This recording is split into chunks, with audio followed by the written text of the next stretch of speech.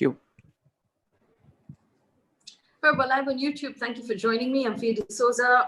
We're, of course, going to take a lot of questions from our audience while we're at it. So drop us your questions in the little comment section. Remember to subscribe and click on the bell icon so you can find out whenever we're live.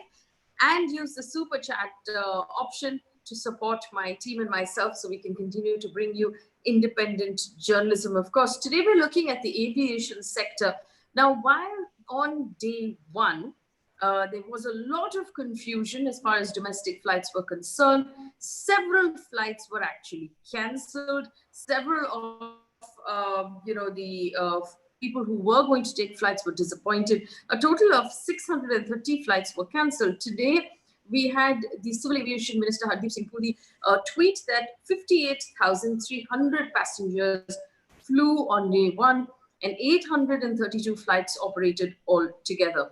So where does that leave the confusion really? Was it just a day one confusion? Was it a good idea for the government to get started? But more importantly, was it a good idea for the government to give the airports, the aviation sector and everybody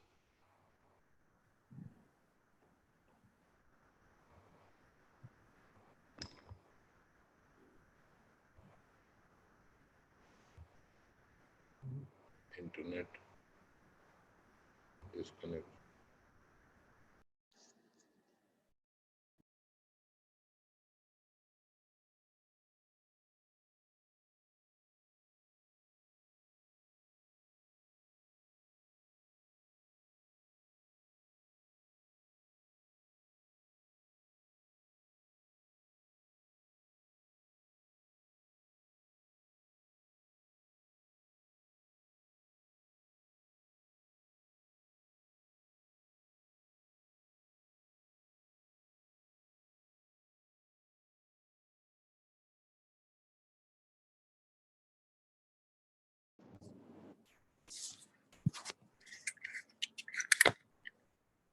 I apologize for that weak internet connection, and hopefully we'll get that sorted fairly soon.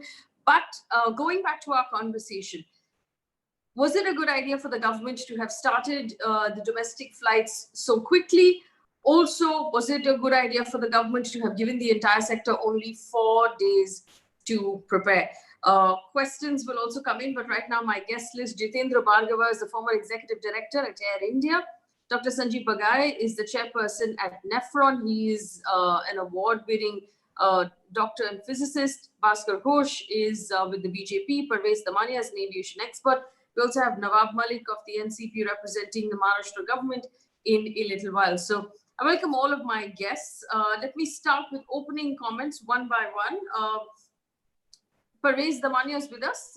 Mr. Damania, good evening. Do you think it was a good idea for the government to have started flights with the aviation sector? I think it was an excellent idea. I must congratulate the BJP government for taking this initiative, because I think it's time we started moving forward. We have nothing to fear but fear itself. I think the aviation sector is one of the infrastructure industries in this country, and it sends a very, very strong signal that now the country is ready to move ahead. And I think it was an excellent idea. It wasn't easy, I assure you, and the cooperation of this many states was lacking. But until the end, till the evening of the 25th, it was not sure whether the Maharashtra government would give permission or not. But in the end, Maharashtra government gave permission for 25 flights late evening on 24th. And it started. I think it's a good idea, and I think it's a very positive step. I know firstly, there was a tremendous amount of confusion at the airport. A lot of flight cancellations were there. A lot of passengers were not informed. But today, I assure you, today was a better day, more systematic, and the conditions were better. Right. I also want to ask Dr. Bagai, who joins us right now. Dr. Bagai, a couple of questions I had about the process right now. We have several states who've decided not to quarantine people. So, for example, the state of Gujarat has said that they will not quarantine anyone who doesn't show symptoms. They can just go home. Several states have said, go home, there's going to be no quarantine. Also, the use of the middle seat, which is not happening anywhere else in the world, because you need to be able to separate people. In India, we're not maintaining social distancing within the aircraft. Is that of concern to you? Do you think that you're comfortable with all of this? Good evening, everyone. So let's just base it on medical facts. I think moving ahead is a natural consequence of almost 65 or 67 days plus by the time we reach 1st June. The lockdown was never a medical modality or never a social move to eradicate the virus or to remove the virus. Lockdown is always done to get ourselves more prepared, government-wise, medical-wise, and to make social awareness, which means not only now moving from social distancing, which I call now as rather physical distancing, because social distancing gives a terminology more of an emotional distancing, but a physical distancing. So from social distancing, I think now we have to move towards social responsibility. So going forward, I think flight is a very a natural consequence of opening up the system in a graded manner. Now, I have 2 or 3 observations before I come into the middle seat and anything else.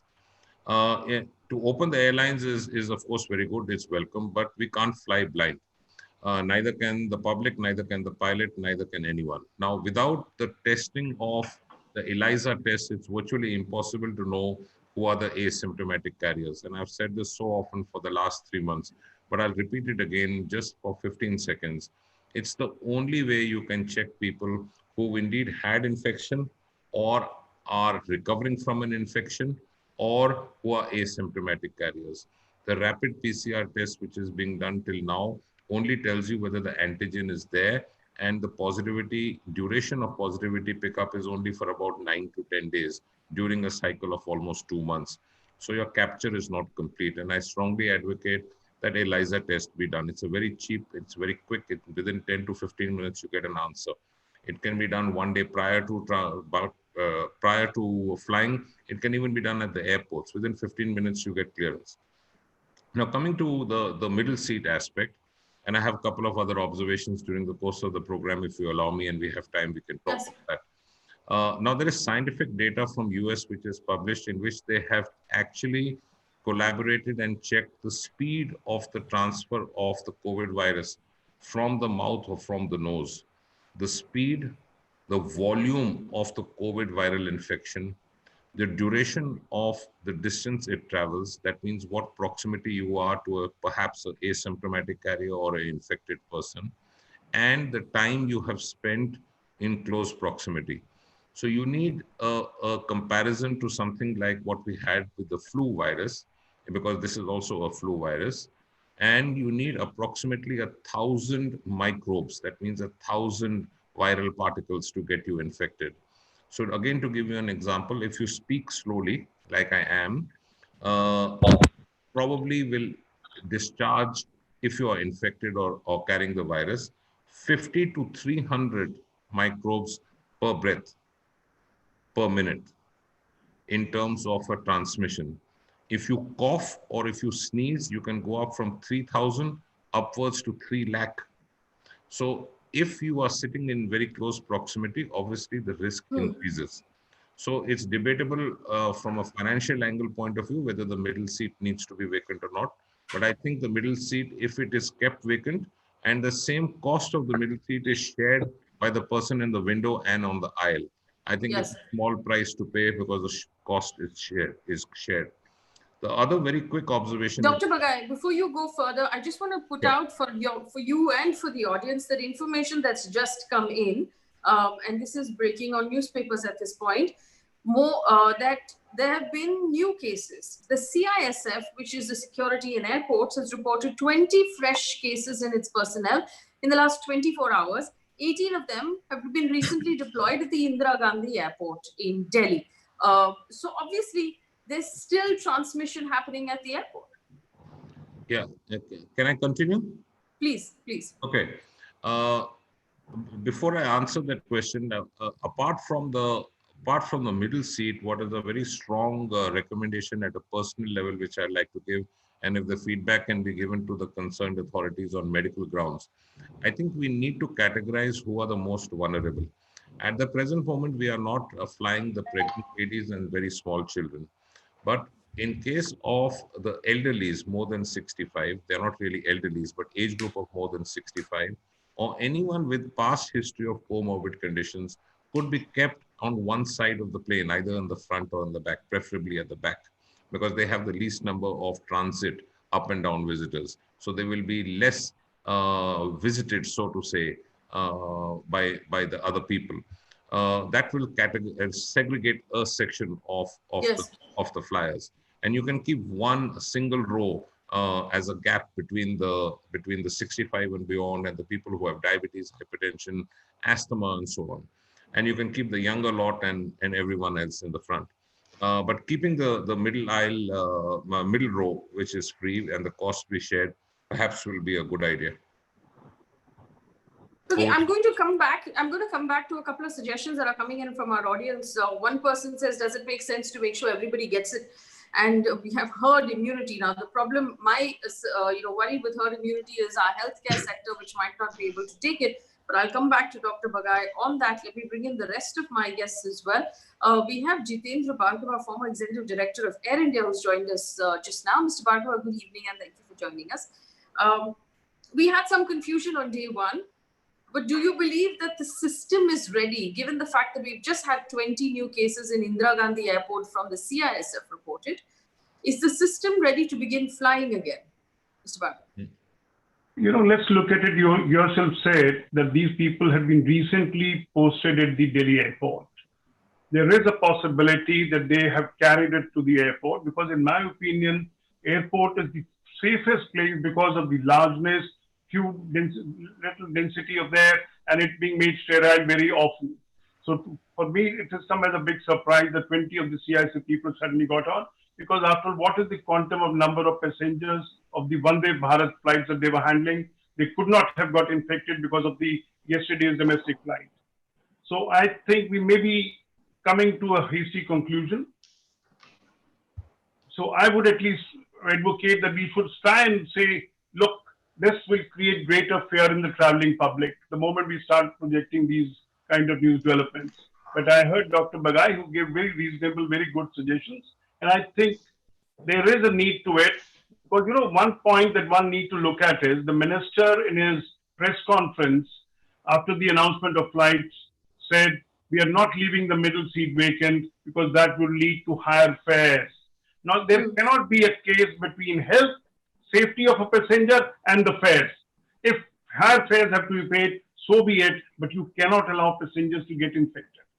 So perhaps there has to be somebody else taking a call rather than the Ministry of Civil Aviation or being dictated by the airlines in their interest, because we realize the fact that India is a price-sensitive market. The moment the fares go up, the number of passengers will go down and airlines will not be able to fill up their aircraft. As it is, because of the coronavirus, there is a huge demand destruction. And as Dr. Bagai also very rightly said, senior citizens with other illnesses should also stay away. So if airlines will not be able to get passengers, how do they break even? How do they survive? Perhaps it's a question of survival at this juncture. Mr. Bhargava, two questions to you on that point. Point number one, we know that when the announcement was made that domestic travel will begin on Monday, it caught airlines by surprise because it only gave them 4 days. It caught airports by surprise. It only gave them 4 days. It caught the CISF by surprise. And it caught all state governments by surprise because they were still adapting and coming up with rules. Now, would it have made more sense to give all of these stakeholders more time? Let's look at the minister's statement which he made about 20 days ago.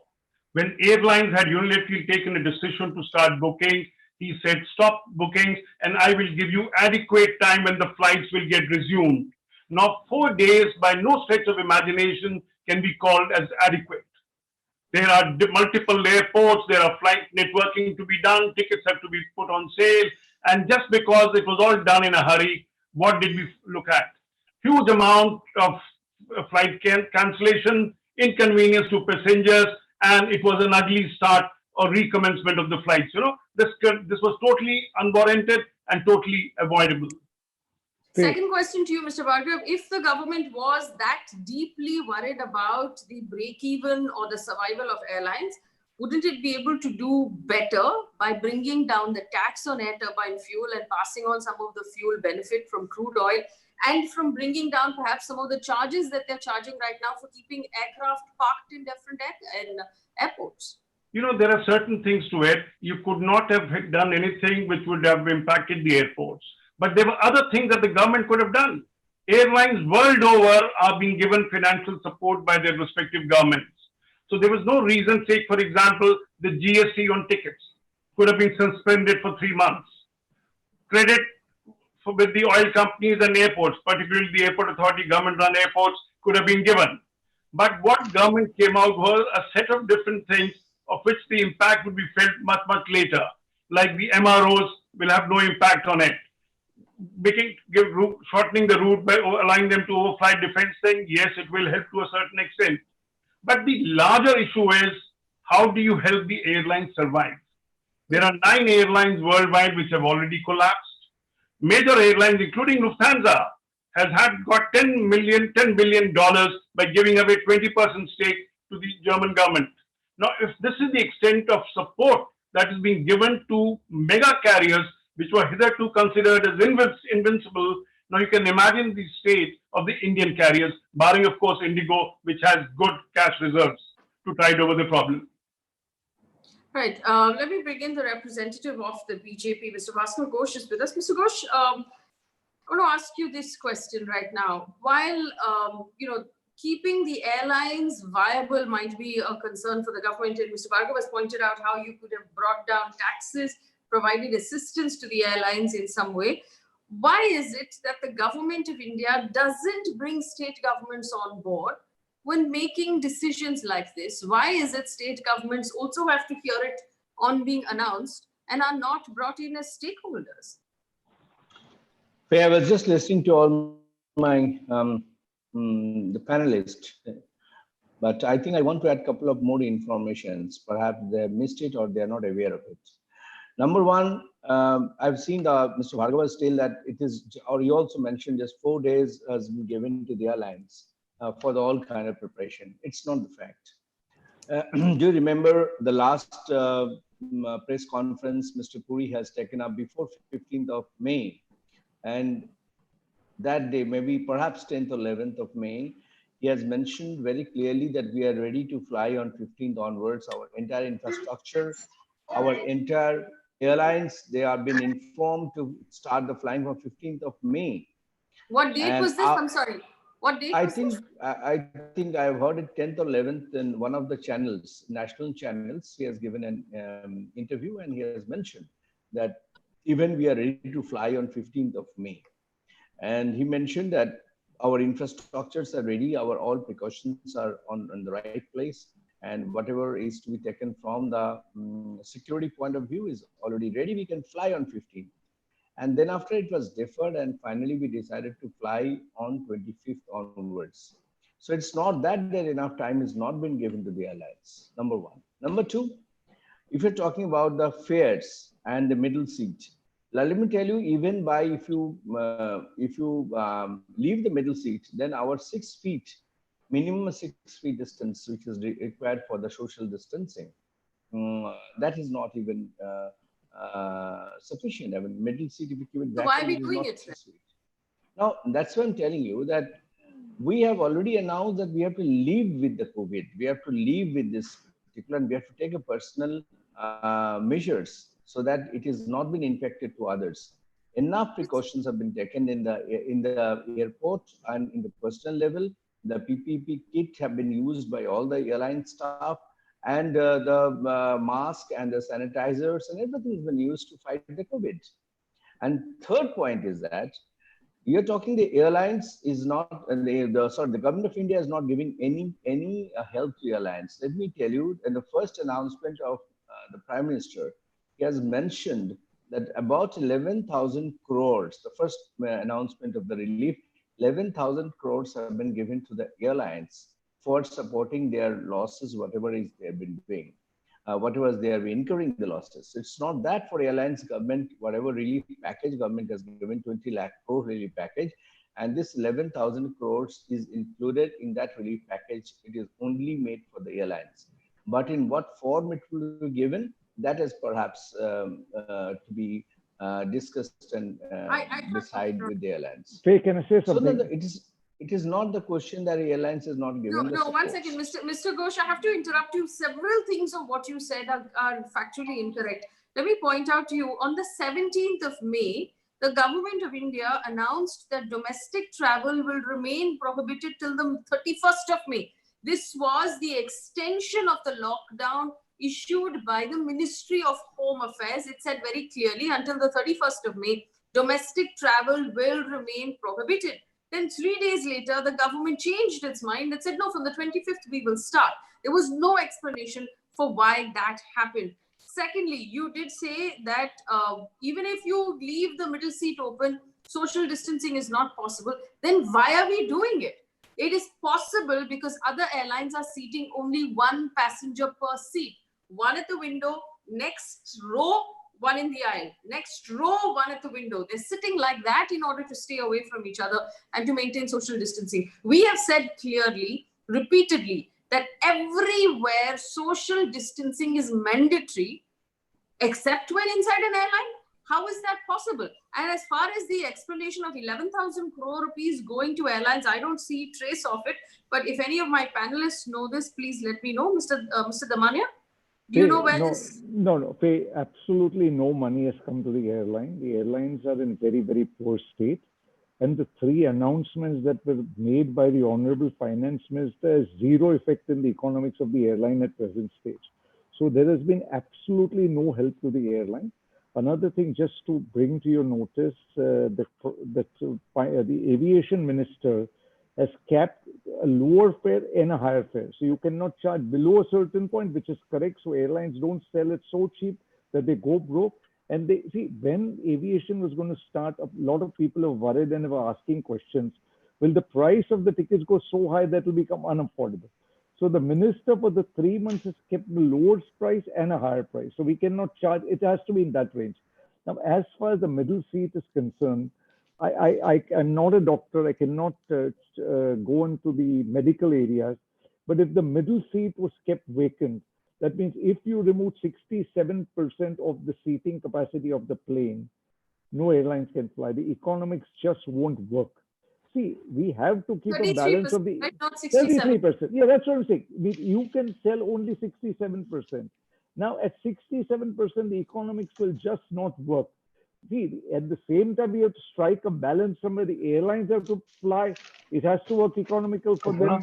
At the same time, safety is to maintain. See, the government has made a very, very detailed protocol on how to travel, what is to be done, the process to be followed, the quarantine procedures here.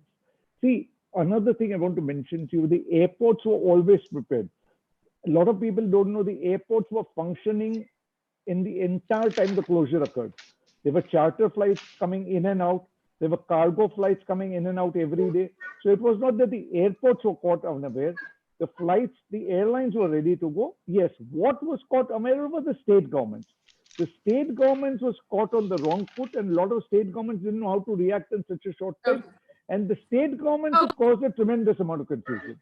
Let me bring in Mr. Nawab Mallick. Mr. Mallick, can you hear me? Nawab Mallick of the Faye, I request you please increase the voice level. I am not hearing properly. Okay. Please increase the voice level. Okay, we're going to try and get that done. Mr. Mallick, did the government of Maharashtra have any information beforehand that flights were going to start on Monday? See, exactly what is the situation, this will be decided by the Airport Authority of India. As far as the Maharashtra government is concerned, earlier we had given permission of 150 flights to operate. And gradually it can be increased, we had said. But the way the aviation department is doing, I think a lot of confusion has been created by them. They are not informing even the passengers. The companies are not responsible. They are not behaving like a responsible business companies. And people are suffering. If government of India have any kind of a thing to decide, they have to inform as Maharashtra as well as every state. But till today, we don't have any kind of information what they are going to do. Yeah, but Mr. Mallick, I just want to know that when the Maharashtra government has given the signal that, okay, they do not want to receive more than this, and they have also given a lot of caps on the conditions on arrival, after the arrival, number of flights, whatever you have allowed. they have to go for a certain process of quarantines and all. So when it was informed to the government of India? We had given this permission or after a discussion with the Airport Authority of India Aviation Ministry on Sunday, 6 o'clock in the evening. Correct. It was decided by the state of Maharashtra. Everything has been clarified by the state of Maharashtra, and it is up to the center to By the decide time how to tickets go. were sold, and I can tell you from Delhi, there was 7 p.m. to 7 p.m. curfew was there. A lot of passengers had already reached the airport by that night, and then all of a sudden, this entire communication was.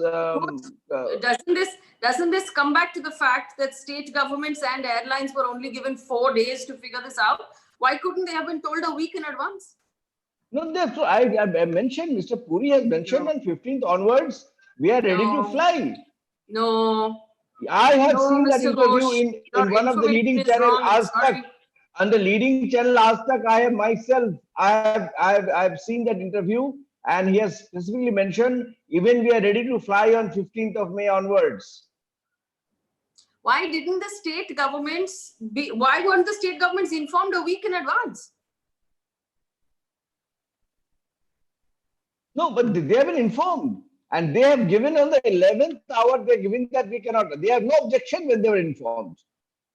When they're informed, they have no objection. Suddenly on the 11th hour, they have raised objections. Did I read out the objections of all of the state governments one by one to you, Mr. Ghosh? Isn't it odd that all state governments have begun to object?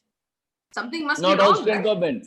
I tell you, the Kolkata, Bagdogra, Vijayawada, and Vizag has given has deferred the arrival by another week, while the Mumbai, Chennai, and Hyderabad have a very strict cap on receiving the flights, and after that the passengers. So it is not the all state government is opposed. Only 1 or 2 state governments has opposed, but rest of state governments that they're given a strong cap, and which has also affected the entire the number of flights and the number of passengers. I see Mr. Mallick's hand up. Mr. Mallick, very quickly, and I'll bring in the rest of my panelists. Mr. Mallick, go ahead.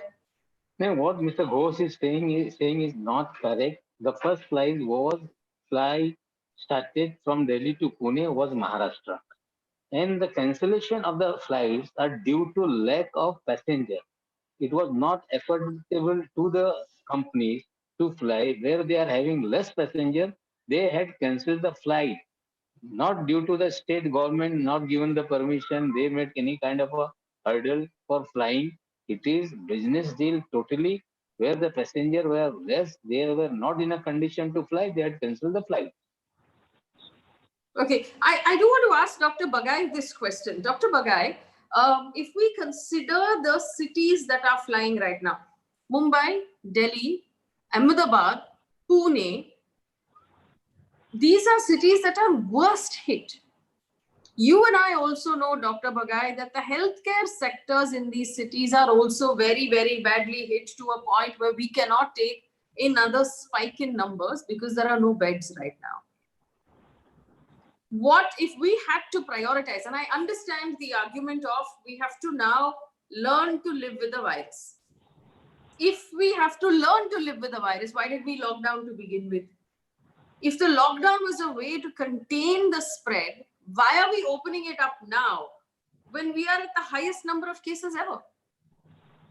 So how does it make sense to start domestic flights at a time like this? You're putting me in the most difficult spot to answer all this, but I will. Okay. Without bias of any political alliance, purely on medical scientific facts. Listening to everyone, I think leaving the middle seat vacant and the entire load of 100% being shared by 67% will have some marginal benefit. It may not have a full benefit, but this so-called 6 feet is obviously a recommendation. But if you keep slightly away also, rather than clinging to each other, it is going to have an effect. I won't waste time on giving the statistical benefits, but it's medically proven. So keeping the middle seat vacant and the shared load of the cost between the aisle and the window will help. Point number 2 is declustering the elderlies and the comorbids at the back of the plane, keeping one row or perhaps, if possible, and keep the younger lot in the front. Point number three is, Faye, with just your permission, just 2 minutes non-stop, I'll rattle out, and if Mr. Dalmia and Mr. Bhargav and everyone can just make note of it, I think it will help everyone. There must be a screening at the airport with the ELISA test. You will only know who are the people who are potentially carriers or potentially asymptomatic people who can spread the infection. Without the ELISA test, not only are we going blind, we'll fly blind. The next point is the lot of material which is now available, which is being used in the hospitals, not only for flooring, but for seating, is called as antimicrobial, antiviral, antibacterial. I think the airlines will evolve and revolutionize towards those materials, which will make the infection transmission much lesser. The next point is there is technology which is available, which is called as AI, in which a simple glance through a mirror can actually identify people if they're carrying the virus in the nose and the throat. This technology is already being evolved overseas, and I'm sure it will come onto the Indian shores very soon.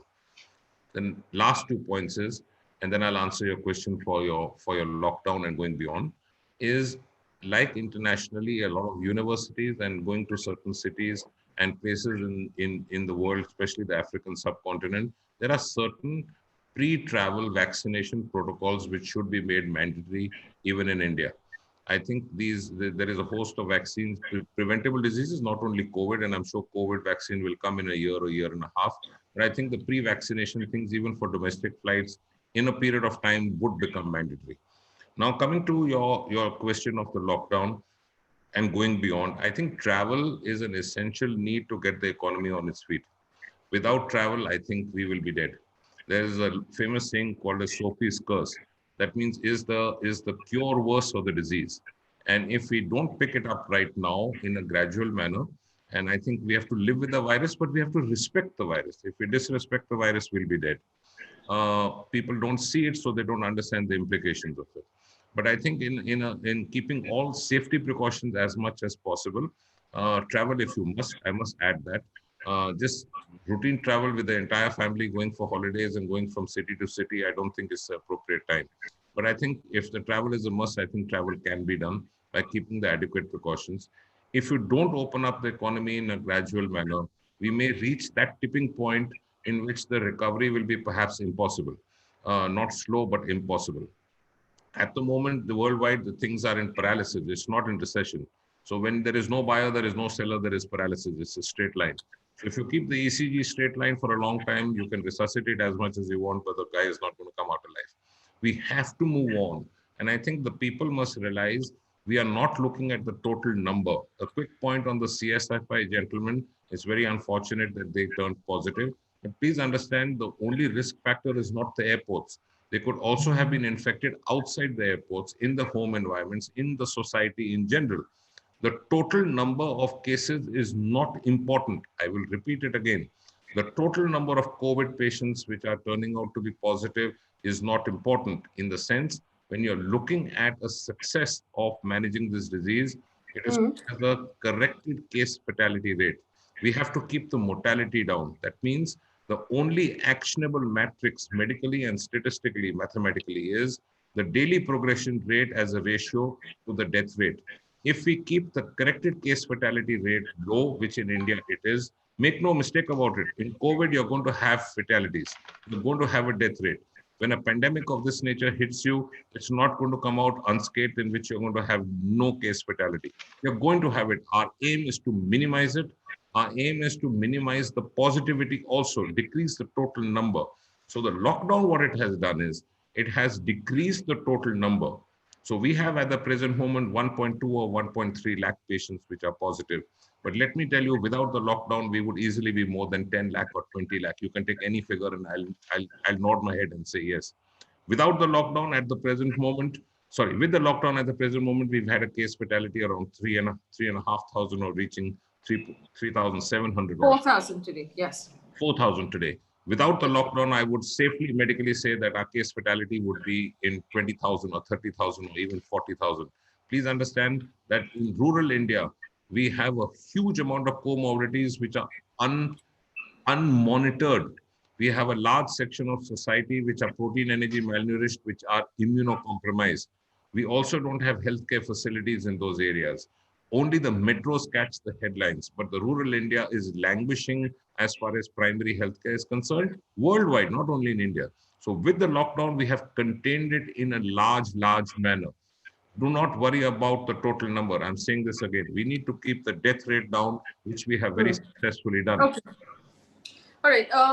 And this merits a conversation of its own. The question of if rural India lacks even primary healthcare, how are we tracking the numbers at all in rural India? How are we categorizing numbers at all in rural India? And how are we managing those numbers? But like I said, that requires a separate conversation.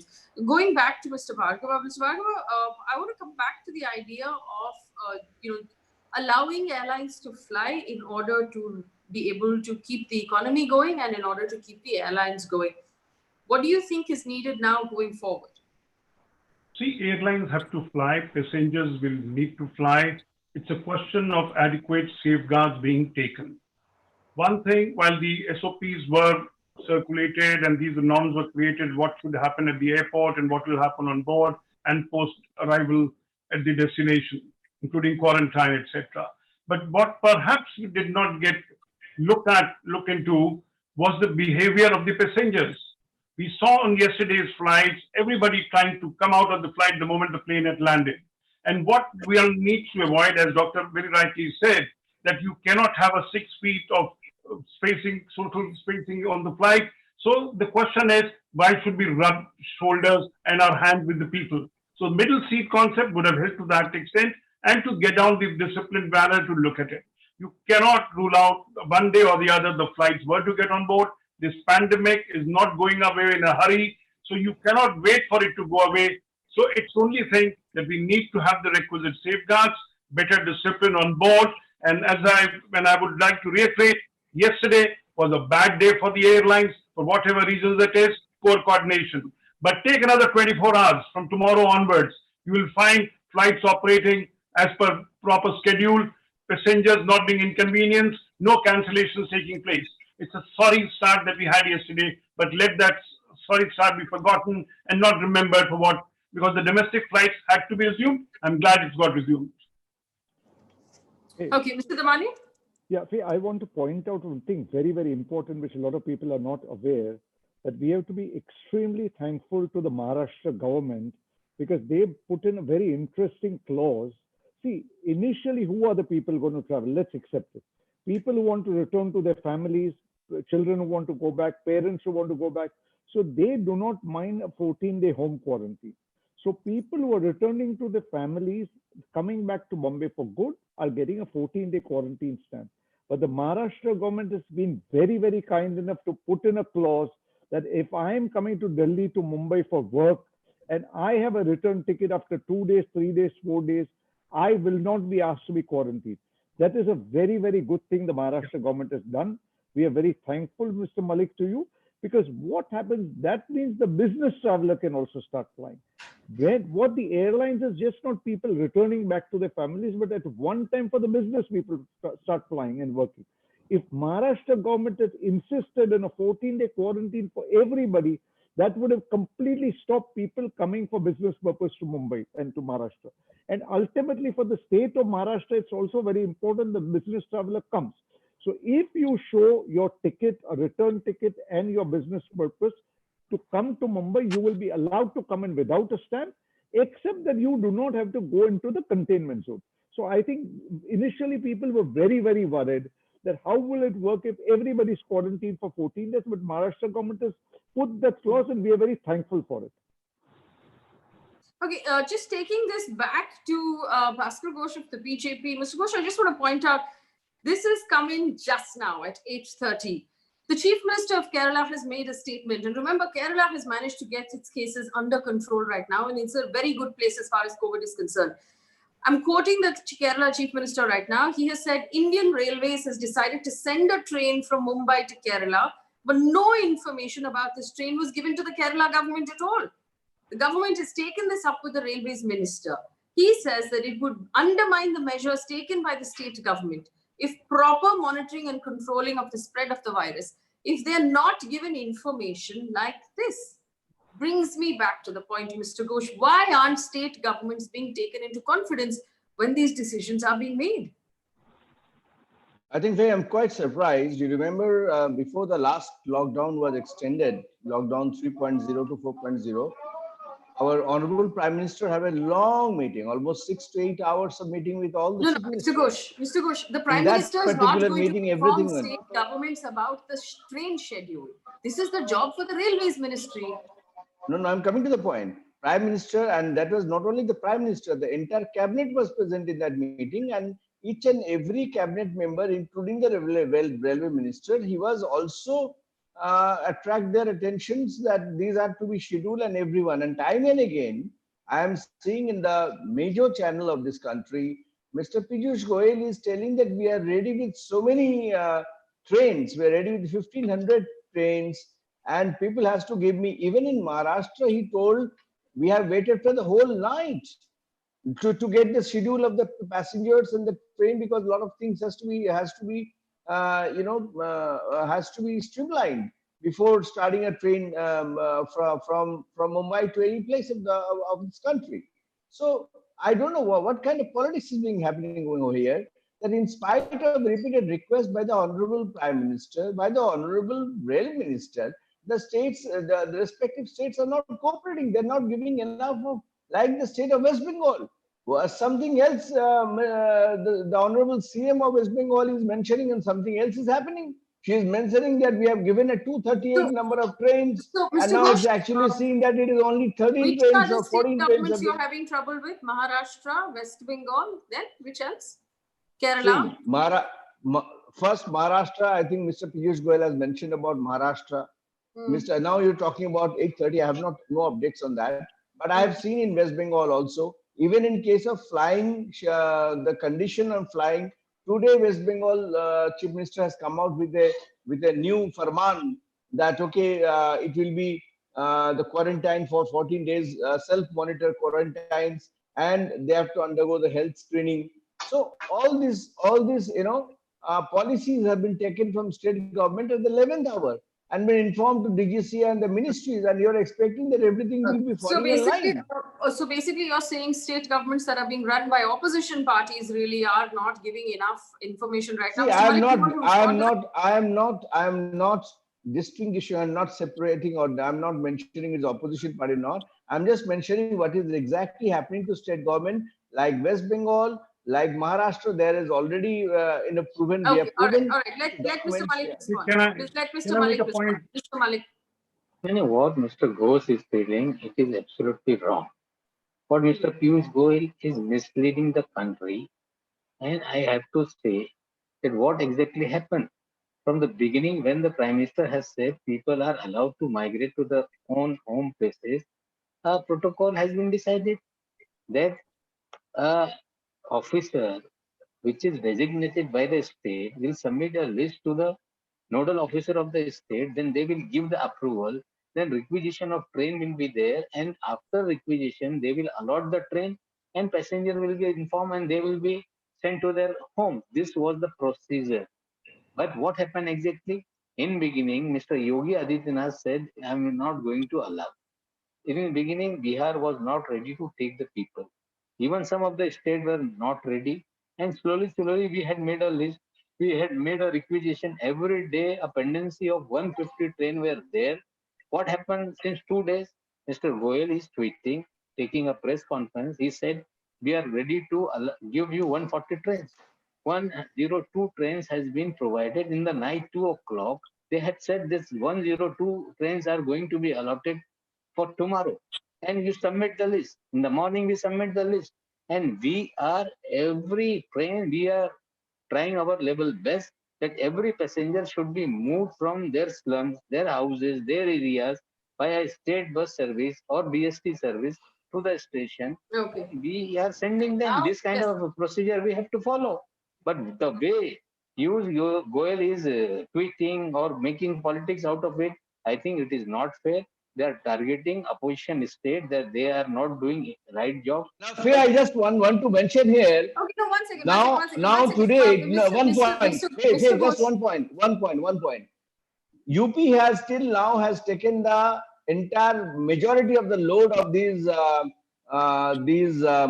migratory workers. 67% Faye, of I the have to train, say, Mr. Ghosh, 67% of the what train is have I been happening have to that stop distributed by you the both UP, because I the have to politicians say are now people 44% by are the gone Bihar. with the truck, Why it is not happening tempo, with UP and by Bihar? road, Why it is only Mr. happening with scooter, Mallick, Maharashtra? both of everything. your mics. The number you are showing is different. People Okay, gone to stop, UP stop, is stop. different.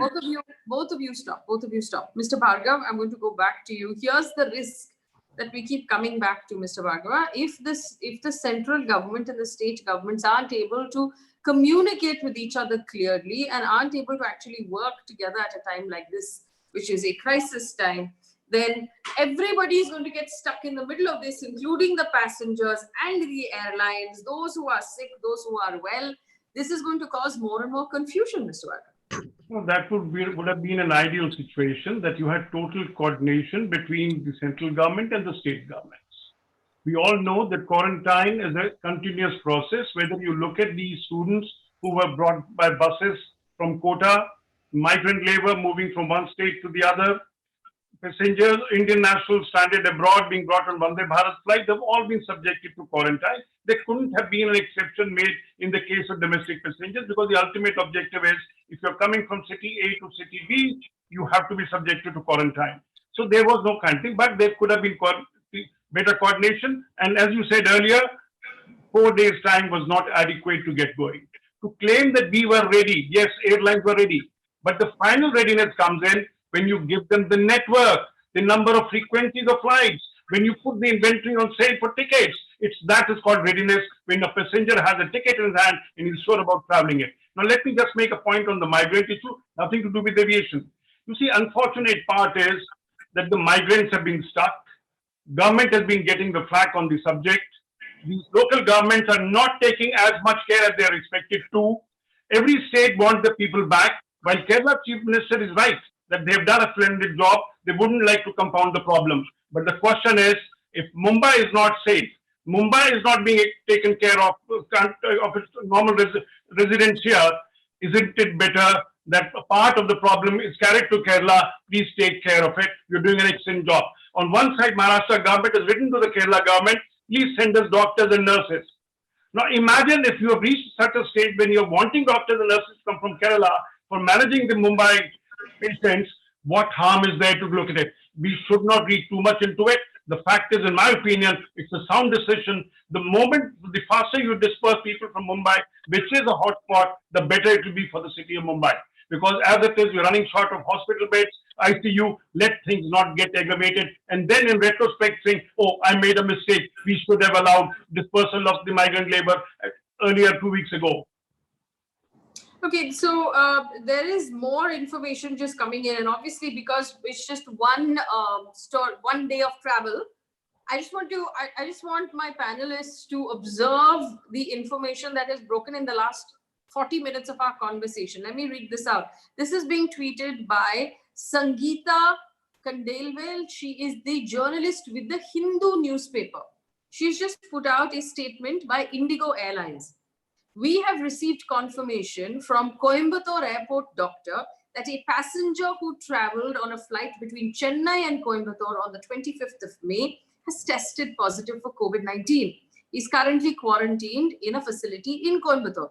He was seated on board the flight with all precautionary measures. Operating crew has been grounded for 14 days. We are in the process of notifying all the other passengers as per government guidelines to ensure safety to our passengers and staff. Now, Mr. Damani, how many sets of crews will these airlines have if they're going to have to ground them for 14 days at a time when a passenger who tests positive turns up to be on board? Oh, first of all, what happened is extremely unfortunate. It's not unfortunate. No. Mr. Damania, it is unfortunate is when something unforeseen happens purely by bad luck. This is not unforeseen. This is not bad luck. This is brought on. But listen, we are going to find patients. If you expect nothing is going to happen, you will never find a single patient. What I'm trying to say is we have to plan. They identified the patient. They've grounded the crew. They have ample crew. That's what I'll see. Another thing, I'll tell you something. Right now, a very skeleton airline has started. They started only flying 30%. See, let's look at this way. Doctor, please correct me if I'm wrong. The Maharashtra new municipal commissioner said, we are trying to bring down the rate of doubling to 14 days. That means we are expecting in 14 days or 17 days, the doubling is going to occur.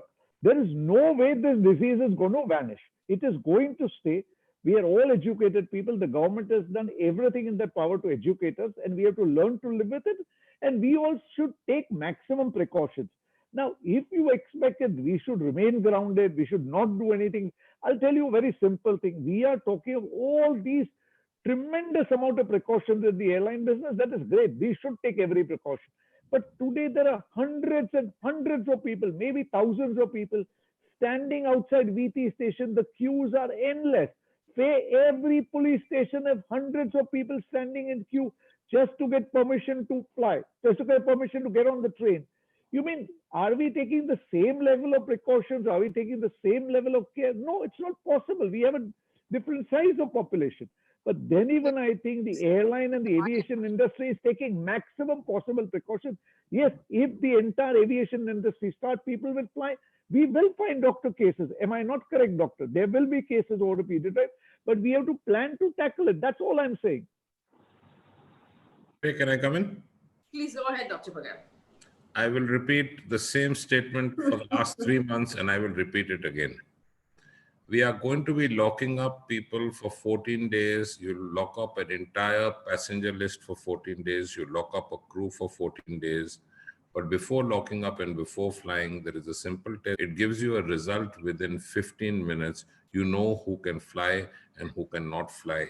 You will save air crew.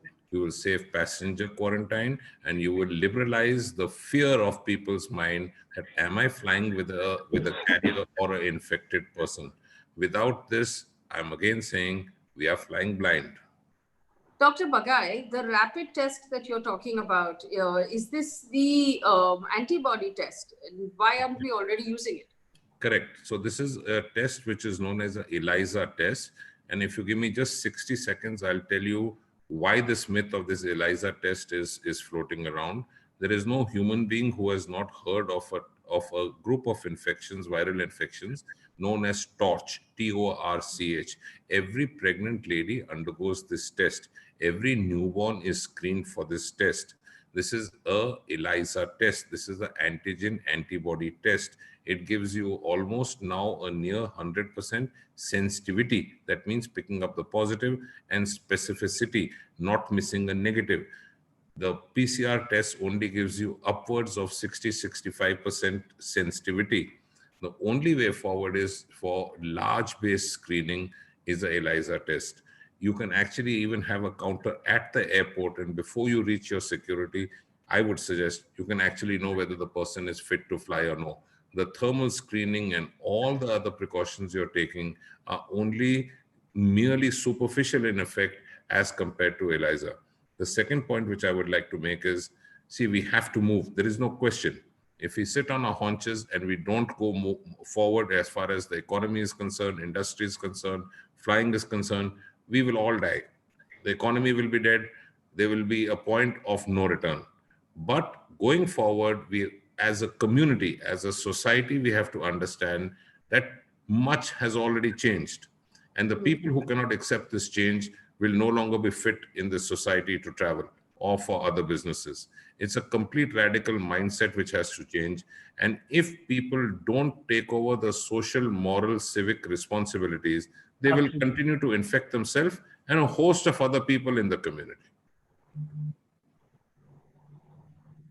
Let me just bring in the panelists on this point. And I want to point out that the test that Dr. Bagai is talking about, and he's repeated it now thrice on the show, this test has been recommended and asked for by those private testing labs who said that let's do this. The government had placed orders for these tests. There was a mess up with those orders with China, and then the ICMR turned around and said, we don't need these tests, we'll do fine without them. And the testing, the rapid testing that Dr. Bagai is recommending was cancelled altogether. Mr. Ghosh, would it have made sense to bring in the rapid tests, screen everybody before we let them on board? What happens now when we have people like this, like what has happened in Coimbatore, where the whole flight is being put in quarantine and the crew has to be grounded for 14 days. If we're talking about the viability of airlines, how much more of this can they afford? See, from the medical point of view, whatever Dr. Bhargava has told, I do agree with him. But at the same time, you see the practical part of it. That if you allow people to move out of their house, out of their home, and go to the other part of this country, then you have to be very practical that what is possible and what is not possible. Now, Government of India ensures in different stages from airport to railway stations that there should be enough safety measures is being taken so that the community transmission, we should not go towards the community transmission. As on date, we are not into the stage 3, that is community transmissions. I think that measures has been taken. So what is the grievances? I'm not been able to understand. Okay, so very good, sir. I'm very glad you asked that question. If I may ask you a follow-up question. We locked down on the 26th of March, or 28th of March. And at that point, 24th of March. 24th. Right, thank you. 22nd was Janta curfew and 24th of March. Now, at that point, for week 1, 2, 3, 4, 5, 6, we knew that they were migrant laborers in all of our cities who didn't have food, who didn't have roof over their heads because they had run out of money and they had started walking. The government at that point did not open the train stations or allow them to get on a flight because the government believed that lockdown was more important. If you're telling me today that by taking correct precautions, we can allow them on trains and we can allow flights to fly, why didn't we do this in week 2 or week 3? Exactly. I like to answer it. First of all, what is the objective? What was the objective of lockdown? The 3 objectives was lockdown. Number 1, to break the chain. To break the chain was the first objective of lockdown number 1 and 2. Number 2, during the lockdown of 1 and 2, we have to build up the infrastructure, the medical facilities, and other allied infrastructures in order to fight the COVID-19, fight the virus.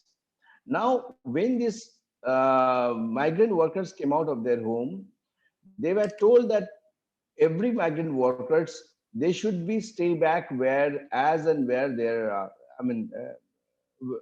they are, they've been asked to stay back there.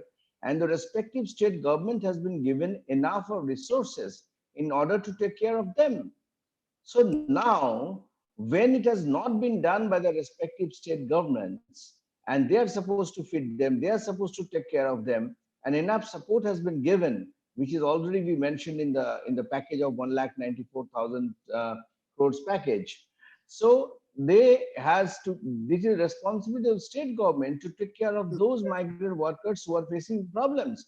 Now they cannot do so as expected. So at a time in the 3rd lockdown, we have seen that entire balloon has burst and the migrant workers have really come out in millions out of their home and started walking towards it. So it is not that no precautions have been taken, no measures have been taken. Would you say, Mr. Ghosh, that the state governments of Gujarat and Karnataka should have also done better because migrants were walking from both those states as well? See, in the Gujarat and Karnataka, I'm not being very specific on the state, but let me tell you the case of Gujarat and Karnataka. In Gujarat, these migrant workers was not paid by the private entities, not by the government. Okay, so the governments in Gujarat and Karnataka did a good job. Government of Gujarat and Karnataka, unfortunately, they are not being paid by the private entities, and that is why they have not salary, nothing to eat, so they came out of their house. But why didn't the government look after them?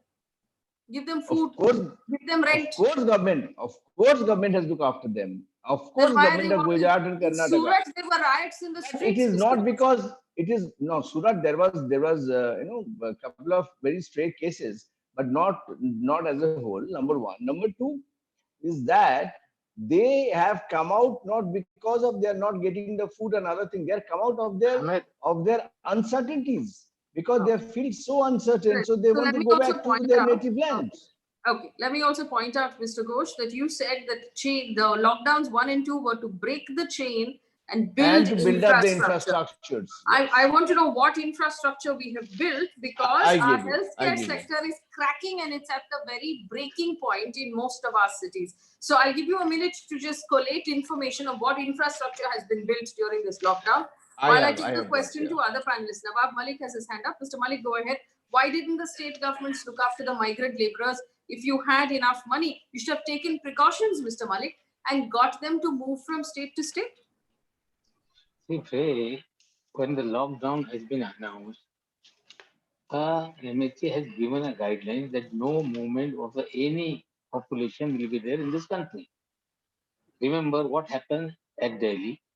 Mr. Yogi Adityanath said the migrant worker in Delhi will be brought back by the buses of Uttar Pradesh government.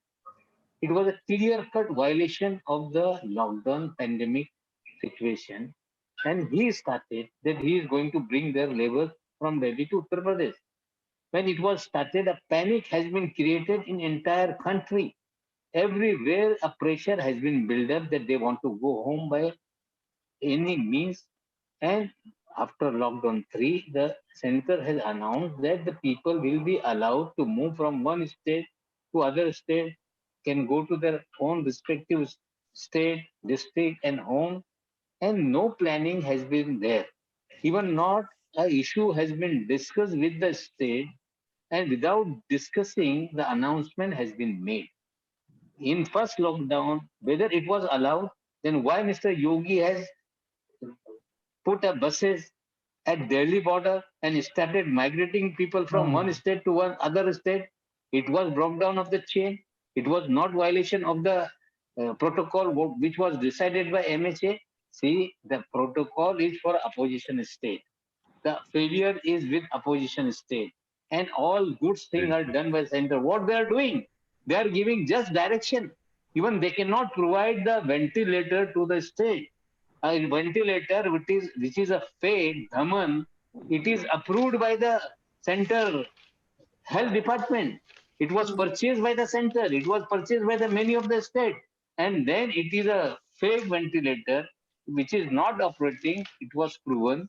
Then company has created, given some kind of a statement that it is not a ventilator. It can be a substitute. This kind of a thing, infrastructure has been created by the center. And I think nothing has been done by the center. Only guideline they decide. Earlier, they were doing every day a press conference. After 10 days, the Love Agrawal has taken a PC today. Why? After lockdown 3, he was not taking a press conference. Why not? He was providing the entire, what is the situation in this country? They're doing nothing. Just they are doing a guideline making and giving state a responsibility. They're not cooperating. This is the fact. Yes. Okay. So let me just take this back to the rest of the panel. To Dr. Bagai first. Dr. Bagai, and this is a humanitarian question. Unfortunately, I've been putting you in a tough spot since the beginning of this show. I'm going to do it one more time with your permission. Go ahead. If we have agreed that we have to live with the virus and we can take adequate precautions and allow people to move around, couldn't we have avoided the humanitarian crisis of the, you just before we started the show, you talked about the fact that Delhi is at 47 degrees. At 47 degrees, people are still walking the highways. And we know human beings will not survive out in the sun at these temperatures. Could we have avoided this? Okay, let me Why are we, we're preoccupied right now with the middle class and the upper middle class and the business community being able to fly. But why couldn't we have awarded the same courtesy to migrant workers? Faye, Dr. Bhaskar. yeah, Faye, I'll speak right from my heart and just in bullet points and complete sense and apolitical. There is no system in any country which can be 100 on 100 perfect. Point number 2, a pandemic of this nature, this scale, which has ravished most parts of Europe and devastated US, who's 5 times stronger in healthcare and 10 times stronger economically, was never something which we as a nation can ever anticipate, and we may never anticipate it the next time again, if at all, God forbid, it comes. There are some states which have huge hotspots and they are still simmering. This is actually a time in which we need to put all our heads together and help those states without any compromise. This is the first time in 100 years, Faye and all the panelists, you will realize what I'm saying, that our health, our own personal health, is directly proportionate to the sickest person in our society and the least insured person in the society. It's no good if I'm healthy and if my neighbor is unhealthy, because his unhealthiness can kill me. I think we have to be completely together with every state who at the present moment is taking the brunt of it. Bombay as a city has taken a huge, huge brunt of it. There are certain places in West Bengal, say for example, or Ahmedabad, say for example. Now, with regards to migrant labor, I think there were certain directives which were given. I'm not going down the political stream, but certain directives which were given where the migrants should stay where they are, but they chose to move. And that's human nature. Sometimes it's very difficult to control a 138 crore population, which is actually strung with fear and uncertainty. I don't know whether it was a part oversight or whether there's something could have been done better. But as a summary point, I think every life in India across the board, without any socio-economic, political or religious divide, is as valuable as anyone else. And I think it's a concentrated effort. And I'll give you a very small example. Even in Delhi, we stay in a nice area. There are lots of people who we saw. Our own family has given them food. The police people outside are directly outside our gate. We've been giving them food and water and tea. I think we can do small bits from our own self to help. It need not be a huge thing, but every small action helps. The migrant labor in this heat movement, of course, it is extremely difficult. There is thirst, there is hunger, there is poverty, there is uncertainty, long distance. But I think the message was really that you stay where you are, and there were camps for relief. There was food being given, there was water being given. Let me give you an example. The Sikh community in Delhi. I mean, I'm just mentioning one. In Bangla Sahib is giving 1.5 lakh langar meals a day across the board without bias to the relief camps. So there are organizations which have come forward. Hopefully things should settle. But like I said, now it's a mindset which we have to work together as a nation. If we want this to go away, and hopefully it will in the next few weeks, few months, and make sure that as and when a second wave or a second spike comes, it doesn't hit us as hard. All right, we're going to leave it here because we've overshot our time. I want to thank my panelists. I just want to point out, like Dr. Bagai said, that we need to work together and put our heads together and hopefully set our politics aside. Between state governments and central governments, between various departments of government, there need to be better communication at this point, because this is a battle being fought on different levels. From the Safai Karmachari who's sweeping your roads and collecting your garbage, right up to the highest offices of this country. Everybody's engaged in keeping people safe and fighting this virus, which means that everybody needs to be talking to everybody else. Gentlemen, thank you for joining me on this panel, and I thank my audience as well. Every night at 8 o'clock, we're going to be here with another conversation on what's going on in our country. Thanks for watching. Good night. Thank you, everyone. Thank you.